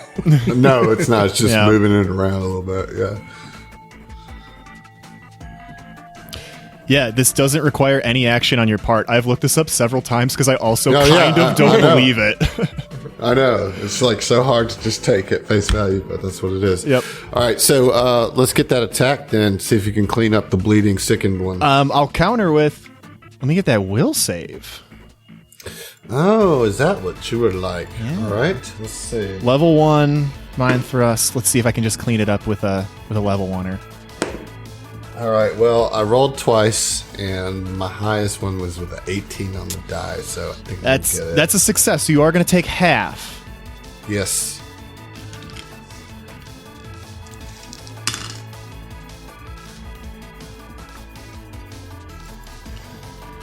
I'm probably not going to clean it up. That's 7 points total. Half it down to 3. That's not how you clean it up. That's for sure. No. It was a good attempt, though. It was a good attempt. We're at their turn. It is going to take one more point of bleed. Let's see. Now let's look around. It has a kind of buffet of people to choose from. Who's it going to attack? Vin, you're closest, dude. So it's going to step up. It's going to try to gore you. As a reaction, I'm going to use my "You Can't Gore Me" spell. All right, let's see here. Come on. That's probably not going to do it. Well, maybe. I don't know. 21 to hit hits. Casey. Yeah, it is. Okay. Well, it doesn't beat by 4, though, No, right? it does not. Okay, so you're just going to take damage, not get put back in the acid, which Okay. is nice. So that's going to be 13 points of piercing damage. Okay, I am into my HP. All right, and then there's the one here in front of Sigurd. Here we go. Full. Does a 19 hit your Casey? Nope. Not you. That's a meets Vin. beats, my guy. Okay, because he was sickened, and I didn't factor that in. Oh yeah. All right, so it still hits. Okay. All right, here we go. This is coming at you, a full attack at Sigurd. What are we looking at? We got a 30 and a 30. 2 dirty 30s. Damn. Yeah, those both hit. Yeah, you're just getting fucked. No, they don't beat you by 4, though, do they? Oh, they do. 30 beats my Oh, KC. man. All right, we're going to knock you prone and then push you back 5 feet. And you're going to take 26 points of damage. Ooh, Back in the acid. bruh. Are you Go ahead and still take up? a D6. Go ahead and take a D6 Still of acid up. damage. But Natasi's got some work to do. Yeah, Natasi definitely got some work to do. So, yeah, you got that. All right, that was 26 of piercing, 3 points of acid damage, and it's your turn. Okay. I'm going to get up and move out of it. That's about all I can do. All right. Yeah, right. Sorry, this is just how it's going, Griff. Don't mean to shut you down quite this hard. Oh, don't worry. Tex, I'll quit eventually. Yeah, you'll eventually do it. Tex, you're up. Are you at 9 health? Yep. Ooh-wee. Well, I don't know. Tex, You you're crit up. every turn, so your I didn't lowest to crit. hit me was Those a weren't 30. crits. You crit me the Look, first that's not a round. crit. Yeah, first round. Rolling Not every 19s. turn. Get out of here. Roll it. Yeah. Tex, you're up. I'm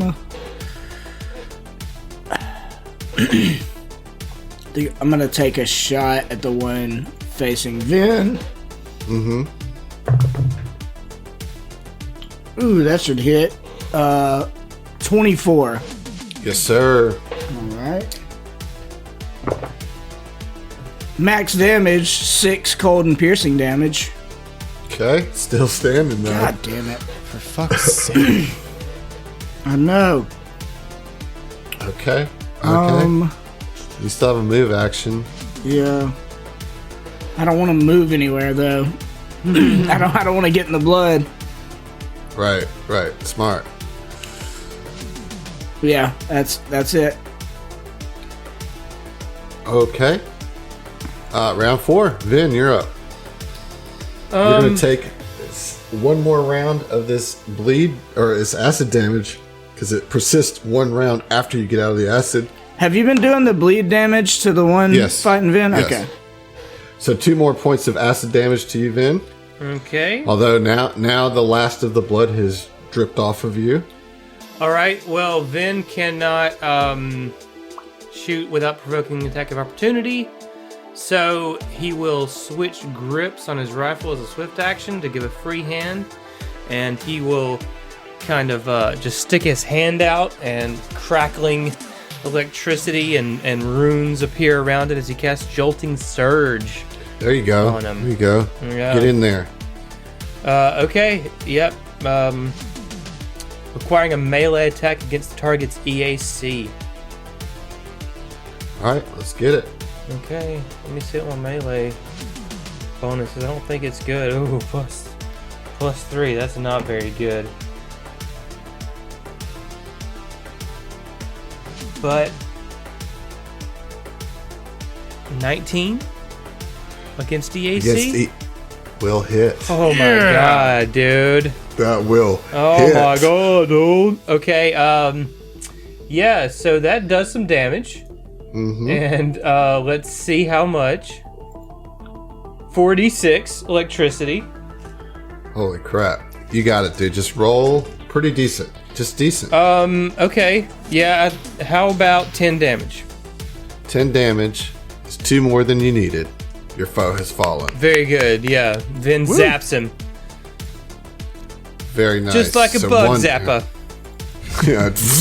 And it just like and falls down to the ground with its horn impaled to the ground. So he's like in a perpetual U shape. He's just like stuck in a, well, I guess it would be like an upside down U. Lowercase n, whatever you want to call it. Lowercase n. Just imagine they're in a lowercase n shape.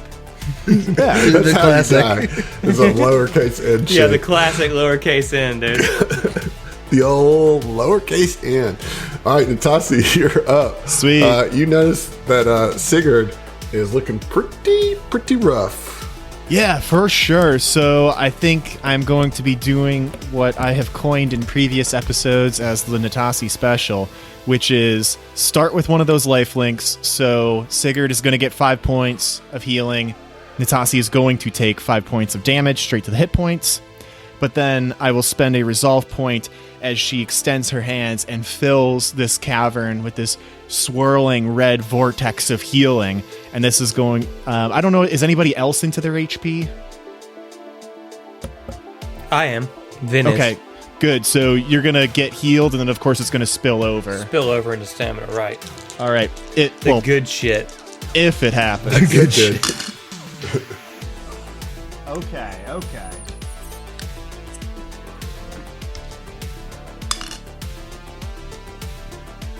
You guys want to know where Fucking you money. are in Imago?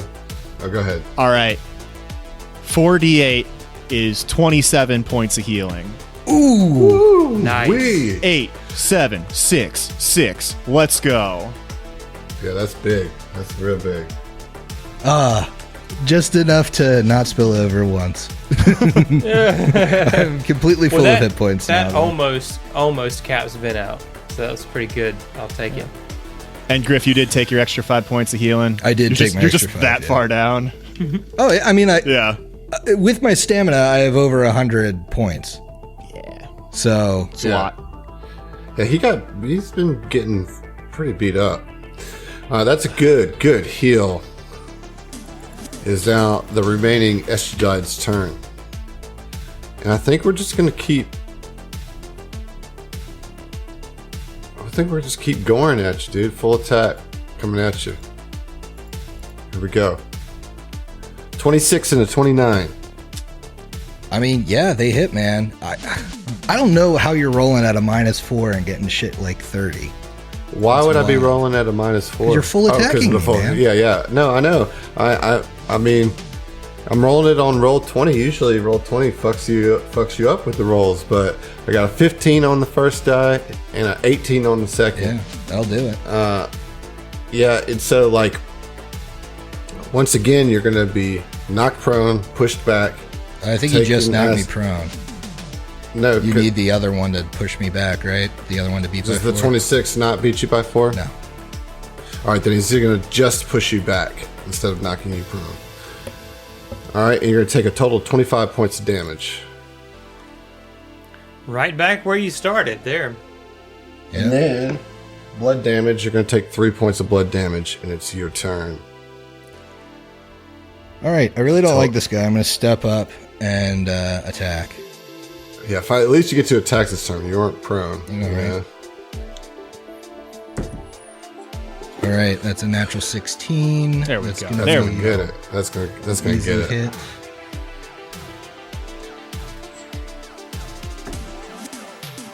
Another 13 points of force damage. Okay, very good. Now we're doing something on this. You know, Heath, Zach, I feel bad. We invite our friends here, our guests here, to play this game with us, talk about Starfinder, how much we love it, and then I spend this whole combat just knocking Griff. He's the GM too, so he doesn't get to play much, and he's just getting knocked down. This is the character to do it to, with, because any other character would be double dead. Yeah. I mean, easily. And what I will say, Adam, is that though you may be beating the shit out of Griff's character, this really gives me an opportunity to shine. To actually do something. You're on a flat neutral here, yeah. Well, as long as you're happy, Steve, that's all I'm I having really the time care of my about. life. Oh, wait, that was 2 hits. Building some entropy, baby. Yeah, I am mitigating indeed. that. I am capped out of entropy. Whew, wee. All right, well, it's your turn. No, I went. I stepped. I Oh, tapped. yeah, that's right. That's right. You did the damage. It's Texas' turn. Yeah. Seeing that this one enemy is being such a thorn in Sigurd's side, Tex is going to... What's the feat that he has? As a full action, I'm going to cook grenade and pull a flash grenade and try to lob it behind him and blind the enemy for 1d4 rounds. Okay. You're going to try to... He said blind? Yeah, flash grenade would do blind. Okay. I like it. Just roll to make sure you don't critically fail. Okay, I don't. All right. So, yeah, you can drop it behind the swarm so it doesn't blind anybody else. And Right. now that one is blinded For 2 rounds. for 2 rounds. That's big. Big get Yeah, there. that's great. Yeah. I got your back, buddy. Just a quick reminder on blinded, puts them flat-footed, takes a -4 penalty to most strength and dex-based skill checks, and opponents have total concealment against the blinded person. So 50% mischance. Yeah. Yep. And it's something about like if you want to, you got to roll to see if you. Yeah, want if I wanted to more move than 10 more feet than or my something. yeah, I have to roll an acrobatics check to move my speed, or else I have to move half speed. Yeah. To feel around, but he's not going anywhere. That blinded was huge, big blind there. Round 5, Vin, you're up. Vin shoulders his rifle as a swift action and cannot take a full action, I guess, because swift counts in that. Right? So Vin's just going to take a single shot on this blinded enemy. Get it. That's probably going to do it. Let me double check. Yeah. That is 21. 21 gets it. All right. Let's get you some damage. Ooh, that's good damage, dude. That's 11 electricity damage. 11 electricity damage. Very nice. Oh, let me, All right, take my- now we're starting to put some paint on this thing. All right, that's your turn, yeah? Yep. All right, Natasi. All right, here we go again. Here's another 5 points of healing going into Sigurd with a little bit of a life link here. All right. All right. All right. But do I channel? You're at probably, what, about 50% of your hit points, Griff? Yep, 24 of 41. Okay. What do I want to do? What do I actually want to do? Because there's another play I have here if I want to go that route.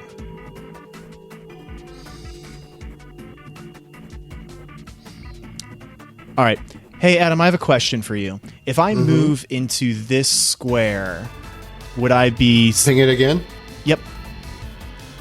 You're good there. That's a safe square. Okay.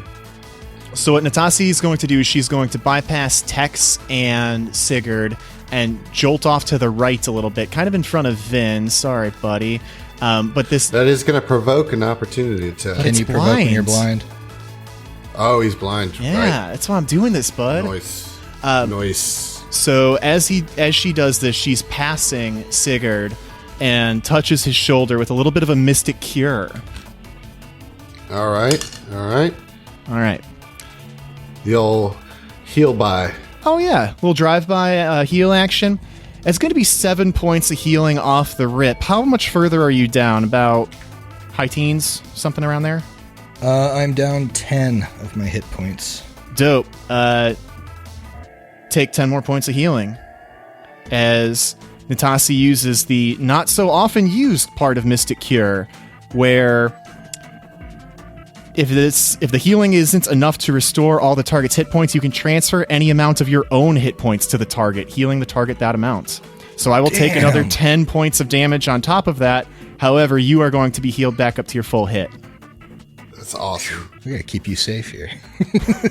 You're probably not looking great. So I am not terrible right now, as long as we get rid of this thing before it stays blind. I have 19 hit points left, but my stamina's full at 35. Okay. All right. Well, the swarm is gonna, of course, full attack because it only knows where you were. So it's just gonna reach out, in a blind panic and try to double gore you. All right. Full attack. I gotta roll some mischance here.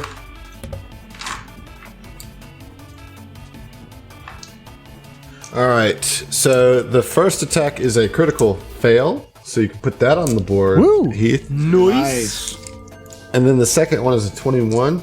21 does not hit. All right, so that is actually 2 fails and not even a roll the concealment. He is blinded for real, is unable to connect this time around. Thank God, right? Yeah. Sigurd, you're going to take your last little bit of acid damage here as it drips off of you. Lowest roll on the die there with 1 point of damage. All right. And your turn. Well, as Natasi passes Sigurd, it almost looks like there's like blood off of her or something like that coalesces and heals him, and he like saves some of it. You see him like reach out, and his fist begins to blaze this fire as he pumps 4 points of entropy into his fist to swing. Nice. Oh shit! Oh yeah. 4 points. I've This never is been big able hit. to go this high before. Yeah, this is. God, I hope you hit. this far. His power level. It's over 4,000. What's the scanner say about his power level? That is a natural 13, so a 22 against EAC. It's gonna get it. All right. This is big. This is big right here. Big fucking swing. Just a swinging. Nice. I figured you'd be the only person who. Well, Adam. You were at like 50% accent on that too. Yeah. That is dirty 30 damage. Wow. Dang. Wow. It is still standing, but barely, with a huge, huge hit from Sigurd. Just a massive blow, just supercharged with all the entropy, all this damage that he's been taking, he's just been absorbing.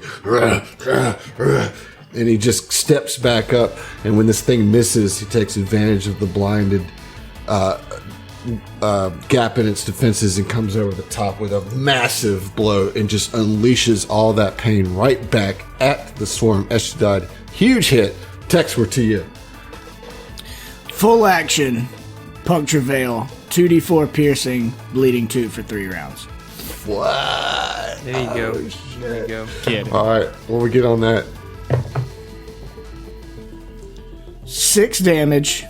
Okay. 6 That's piercing gonna be quick. damage. And bleeding 2 for 3 rounds. Shit, that's dude. You guys are just fucking it up. Round 6, Vin. Vin is going to kind of like hoist his rifle over Natasi's shoulder. Don't mind me, love, just a second, and we'll take a shot. As a stunt and strike. I mean, there's no reason I guess he couldn't. Bruh, I don't know if that's gonna get it, man.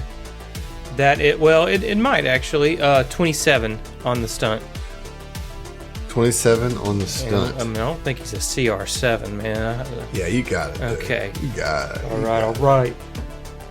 And then for the attack, Tides have turned. and then for the attack roll, with all of its negatives and whatnot. I mean, I'll impose sickened, I suppose.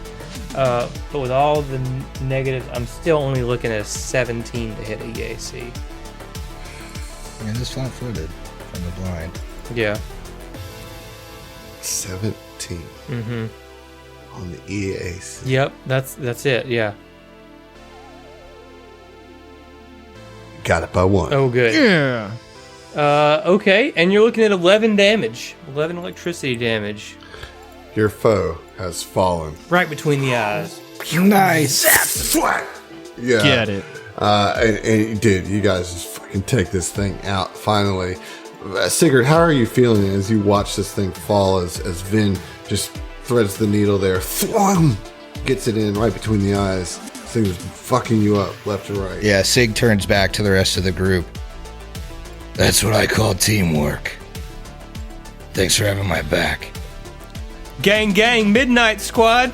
And then he like That's spits a fucking tooth onto the ground. Gang, gang, indeed. Yeah. Wow. That was a tough fight. I didn't expect that to be so tough. It was. That was a toughie. But you were victorious. Does everybody, you guys, want to take a short rest? Yes, I'll give you a I would short like to rest. recover my 60 stamina. Yeah. Sig let's- needs it. Let's pile back into the heart room and spend some time getting fixed up. I've got some healing that I need to take care of for myself, too. All right, so everybody's going to go back to the heart room. Carefully and then we avoiding will the blood on the floor. Right. Sure.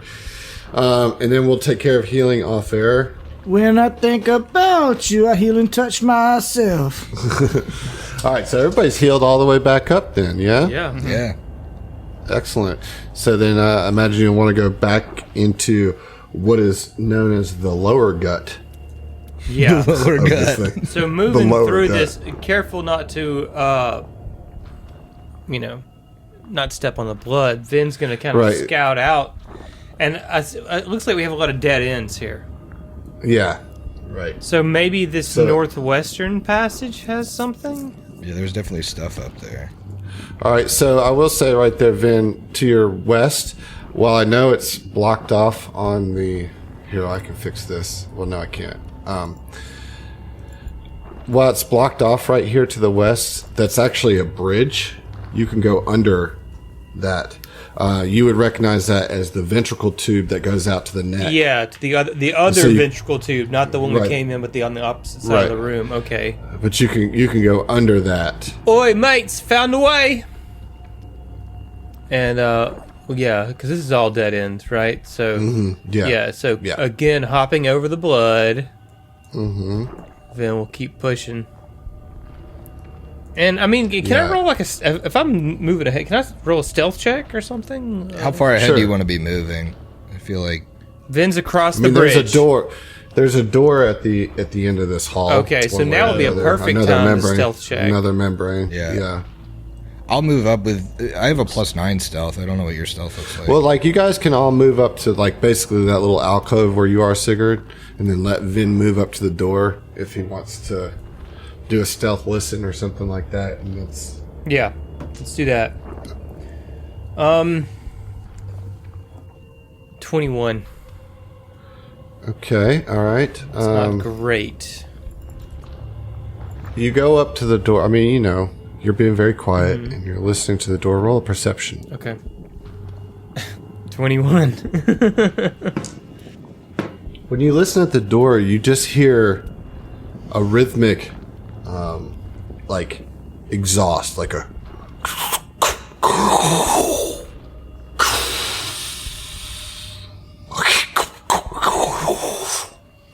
It's very good bully work, Adam. That helps me a lot, man. I appreciate that, dude. Could be lungs. Could yeah. be I know. lungs. Yeah, could definitely be lungs. But outside of that, you don't hear anything else. Well, Vin will relay what he heard, you know. What's the play? if you think there's some kind of airflow, might be best to tie ourselves down or something. This thing's huge. I can't even imagine if it's breathing. It might suck us right into its breathing tubes. What we gonna tie off to, mate? I don't know. This What- whole thing's a fleshy fun bridge. One of these ribs on the side of the tunnel? I don't see why not. not an actual rib. By the way, it's just ribbed. Ribbed. It's just ribbed. I don't know what we can find to even catch purchase, man. I mean, even just like if somebody's going to go into the room, to have the rest of the group as like a counterweight just in case, and then we could drop the rope. Y'all got rope? If it's not really a thing. I don't think I have rope. You know what I do have is a grappler. Well, then you got rope. And I've got rope. Yeah. I also have like what the fuck is this? Cable line titanium alloy. Oh, Yeah, I was there you gonna say it doesn't call itself rope at Starfinder. There's sci-fi rope that we have. Okay, so you can definitely try to do that if you want. Kind of bunch up and tie somebody off, and Yeah, I mean, It'd take me 1 minute to set the grappler up, but it doesn't seem that's like probably we're not gonna. necessary. you can attach the grappler to an immobile object that's at least 5 feet in width. Would that be? I mean, could he grapple onto some flesh? You have no idea what's on the other side of that door. You know what I'm Well, saying? I'm talking about flesh on the wall or something on this side. It's a ranged attack against AC 5. Mm-hmm. I mean, you could do all that, or you can just tie that titanium alloy to the crew, I don't care. It doesn't matter. where they can like hold on. You got three bodies of strength Yeah. holding on to you. You know, Yeah, instead of flesh. like I honestly think like this is something that we probably just drop once you realize that you're not going to get sucked up in the Yeah. in the other Yeah. room. I thought of it because we're hearing this like big airflow thing. All right. For what it's worth, Finn will grab the line, and Okay. try to tickle Open the that door. membrane. Tickle, tickle, tickle. And it opens into this chamber. The hard chitin reinforced walls of this chamber narrow to the west, eventually tapering to a series of impassable small ducts. Still more narrow apertures open in orderly rows across the wall and ceiling, while the largest being a series of membrane-covered panels in the fleshy eastern wall. The atmosphere in this area is thick with swirling fumes and is far hotter than the rest of the creature's interior. Good thing we got that life bubble, which protects against gases and temperature.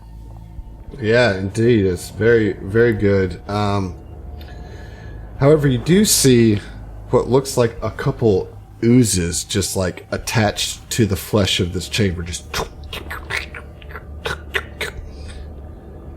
And just as you're like kind of assessing that, this intake happens again. And all of a sudden, all the valves open. And all this particulate just comes flying into this chamber. And I need everybody to roll initiative. But before you do that, go ahead and finish your drinks, because we'll see you. Yep. Are these oozes like the Mucinex commercial? Yeah. Goblin guy?